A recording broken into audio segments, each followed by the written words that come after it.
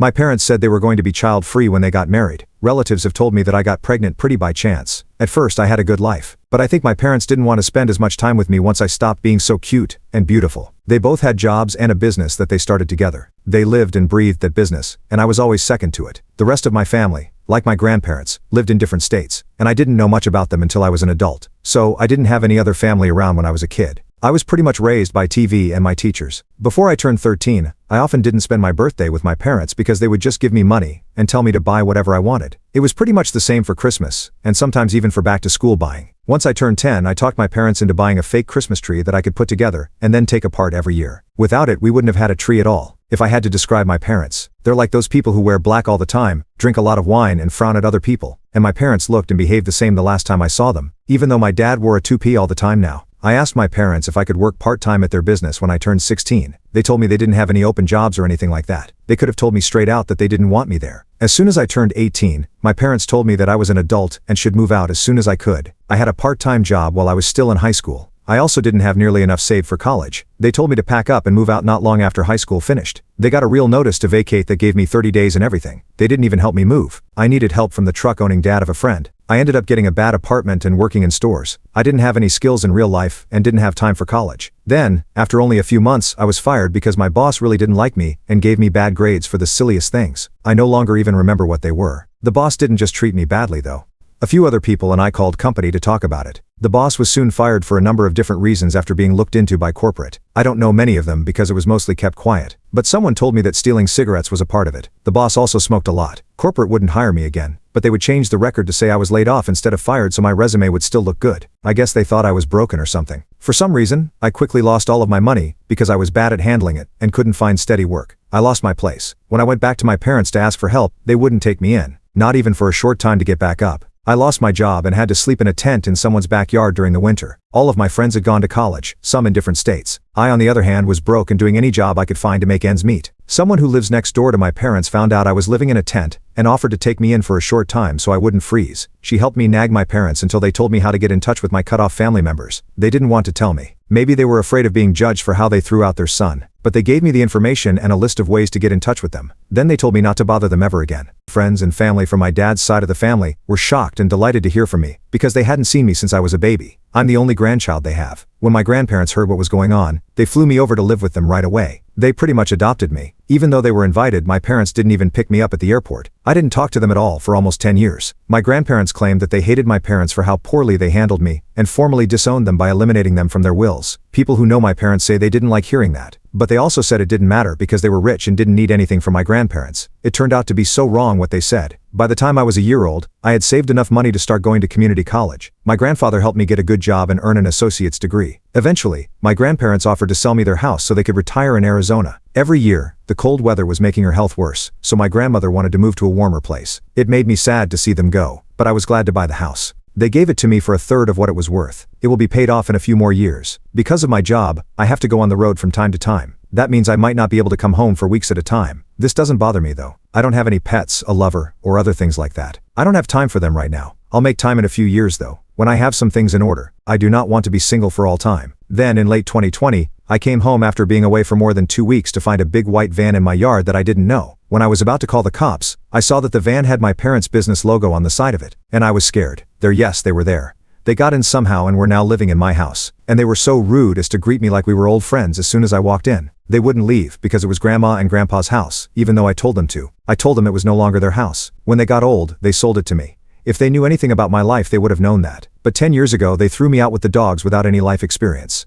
We had a fight, and they wouldn't leave. The first house I heard about was my dad's folks. In other words, he and my mom could live there if they were interested. I went straight to my bedroom, locked the door, and called the cops. The police didn't help when they got there. The truth is that my parents lied to them when they said they had lived there long enough to have residency, but there were no cameras to show that they hadn't been there for a month. My neighbors did not have any cams either. They said they had squatters' rights, so it was my word against theirs about how long they'd really been there. People told the cops that they had a verbal lease with me, and that I was trying to kick them out without a reason. My mom even broke down in tears when she said that. The cops told me it was a family argument, and that I should ask the courts to evict them. This happened in 2020. Because of the outbreak, it took longer to get to court for anything. At the same time, my parents are living in my house without paying rent, and making fun of me. From what they told me, their business failed, and to pay off their bills, they sold almost everything they owned. The van and a few personal items were all they had left behind. In other words, they thought they could live in my house for free for a while. They also had work to do. They both quickly found new jobs. My dad works as a delivery driver, and my mom works in sales. They were making money, and the only things they fixed were the water and power, which meant they just gave me a $100 bill every month, and told me to be thankful they were paying me anything.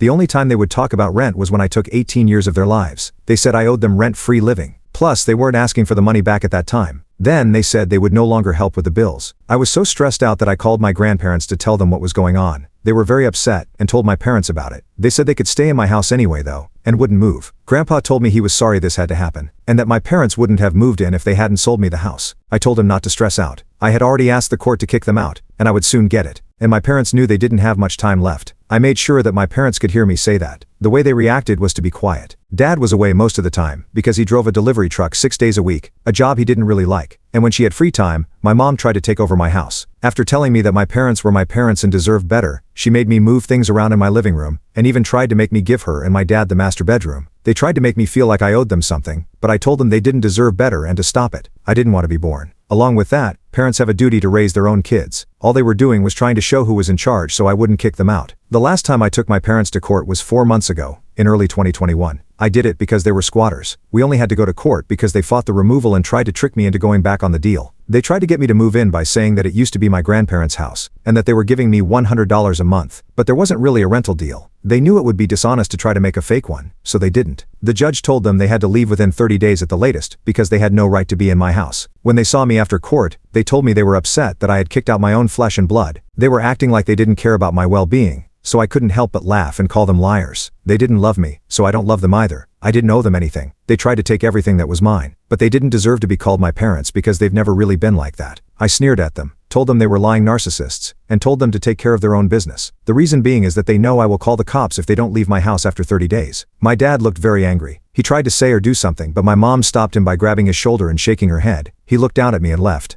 They left. Yes, but not without a lot of stress. During that last month, they either tried to change my mind by making me feel bad or ignored me totally. For each day they had to leave, I marked on the calendar in the living room with a red pen. A big red circle showed them exactly which day they were to be out. I still remember that March 2nd was the last day. It wasn't until the day they had to leave my house for good that my parents finally did, even when they had to move all of their stuff out of the house and sleep on the floor in the guest room for a few days. These people were so sure they could get me to let them stay that they didn't even try to find an apartment until after the court eviction. Also, it took my mom weeks of hard work to find a place. They had to settle for a small, bad studio apartment in the next city over, because that was the only thing they could find so quickly. A lot like what I had to do when I was 18. Very strange.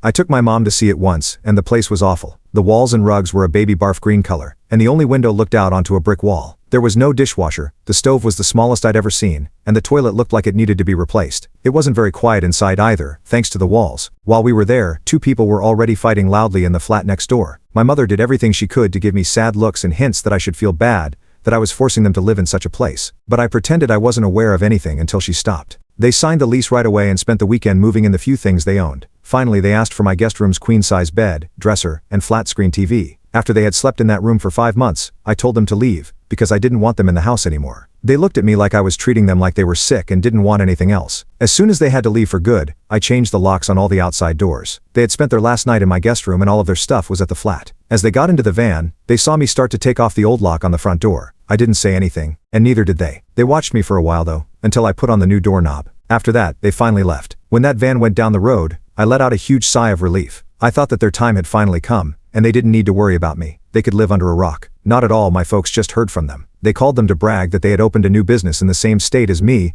that was just like their old one. And they're pretty much on track to get their lives back to how they were before the plague, which meant making a lot of money and putting other people down. I looked up their new business on Google already. It looks like it's doing well. They have a lot of good reviews and everything. I have to say I'm pretty damn angry right now. I put them through being homeless, and they squatted at my house for months for almost nothing. Then they went back to being the snobby business people who liked wine they used to be. It's taking way too long if justice is real. Edit. I want to thank everyone for their helpful suggestions. It's becoming clear to me that many of the points being made about selling the house are valid. Their answer was yes, it would be good if I moved closer to them. If I want to sell the house, they told me to go ahead and do it. People who know me will not know where I am if I move out, so I'm really thinking about it now. I'll check with my boss to see if they can move me down south. I don't think I would mind the hot weather anyway. I hate winter ever since I had to sleep in a tent. I'm pretty alone, so I don't have many friends where I am now. It wouldn't be hard to start over somewhere else. I care about this house. I didn't grow up there though, so I'm going to think about moving. I do know that we need more cams, and I will look into that. Those who want to know how my parents broke in and got away with it should look here. Well, it's really stupid easy. They got in through a window I forgot to lock. They opened the door and took off the screen to get in. Then they took copies of my extra house keys, which I kept on a hook near the kitchen. When they told the police they were squatters, and that we had a verbal deal, my parents showed them working house keys, and lied like they were crazy about me letting them move in. Before I even got home, my parents had already changed their address with the DMV online. They showed the cops a printout of the form they had filled out, and told me that their new IDs with my address on them would be sent to me soon. The police just looked mad, and told me it was a family matter, and that I should file to remove them like any other normal person. To report them, I wish I had written down their badge numbers. Just to add on, yes, my parents did have their mail sent to my house. That's another thing they used to say they lived there. The thing is, they would have been renters if they had stayed in my house for more than 30 days with permission. They were there because they said I told them to be, and they used every dirty trick in the book to get the cops to believe them. There was no way for them to say for sure, or not, how long my parents had lived there. A lot of people started to blame each other, and the cops didn't know who to believe. That's why I had to court them out of the house. I wouldn't give my parents the Wi-Fi password while they were living with me though, because they weren't using it. They did get online while they were hiding in my house though, because they used their phones to make a mobile hotspot. People who are telling me I should write bad reviews or talk about my parents' past, there's no point at all. I'm going to be honest and forget about them. On the other hand, if they lied to start their new business, when that comes back on, I'll get some popcorn, because they were going to need help from someone. If you don't believe the 30-day thing with squatters, here it is. If someone lives on your land for more than 30 days with your permission, they become your tenants and can claim rights. This is a direct us law on the subject. When this happens, you will usually have to go through the eviction process. There are still rules you must follow if you break them and live in a house that wasn't occupied even though permission wasn't asked for. They lied about getting permission and how long they'd been in my house. This is why it took 5 months for us to get rid of them. You now know.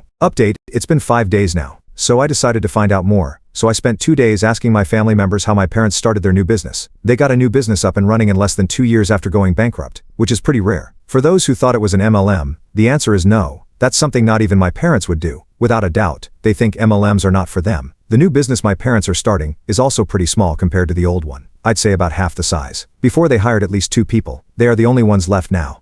Someone told me to keep an eye on my credit report in case someone steals my name. Since I first had to deal with my parents living in my house without permission, I didn't think anything of them. They knew it too. But to be honest, I doubt they even bothered to remember my legal information from 10 years ago. They might not have even remembered how to spell my first name. I did, however, protect my score. There has been no strange behavior on it at all. At least they didn't try to steal their business money from me. My grandparents on my dad's side, or good grandparents, are the ones who really care about me. They also don't know where my parents got the money to open a new business. They've called them a lot since they told my parents they didn't want my dad's inheritance, but they won't answer because they called a while ago to brag about their new success. It is clear that my parents did not get any help from my dad's family. After that, what about my mom's? I still had that old list of people to call that my parents gave me. That list also had my biological grandmother's landline number on it. I did try to call my maternal grandmother again when I didn't have a house. She didn't care. My mom's parents are a lot like my parents, even though I've never met them. I guess my dad really did find his true love in my mom. Someone else already said it, they were meant to be together. It was possible for me to get in touch with my maternal grandma again. Not only had she been separated from her husband for a long time, but my maternal grandfather has also died. I didn't know that. He died 7 months ago though. He also left my mom a big fortune. That's where they got the money to start doing business again. They made my maternal grandma sound so proud too. She wasn't really interested in talking about much else. It's also likely why my parents called their grandparents to talk about how well things are going for them again. They didn't want to make things better since my grandparents cut them off. But I don't care, and neither do my good grandparents. On my dad's side of the family, everyone tells my parents to go kick rocks. They don't want to have anything to do with them. I'm not the only one whose parents have lost hope. My mom's side of the family is full of divorced people and drunk singletons who hate each other but act nice around each other. People on my dad's side are what I'd call normal and nice. My dad, on the other hand, ruined many relationships. My grandparents were excited to be a part of my life when I was born, but my parents kept me away from them for some reason. I'm not sure why they did what they did. I think it's because they didn't want to be judged on how they raised their kids. I would have liked it better if they had sent me to private school, or to live with my grandparents. Narcs aren't really happy if they don't have someone to put down though.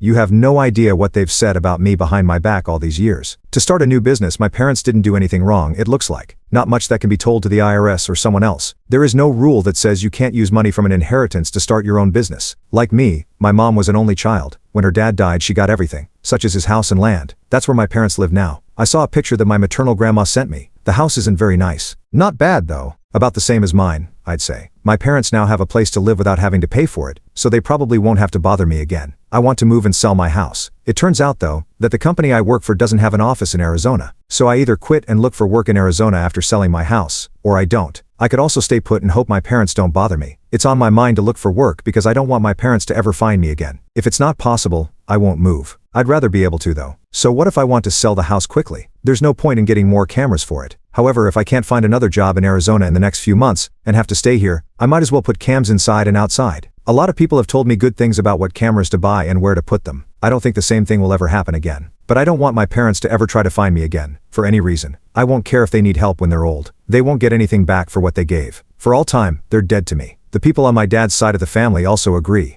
I will do everything I can to never become like my parents if I ever become a parent or step-parent. That's not fair for kids.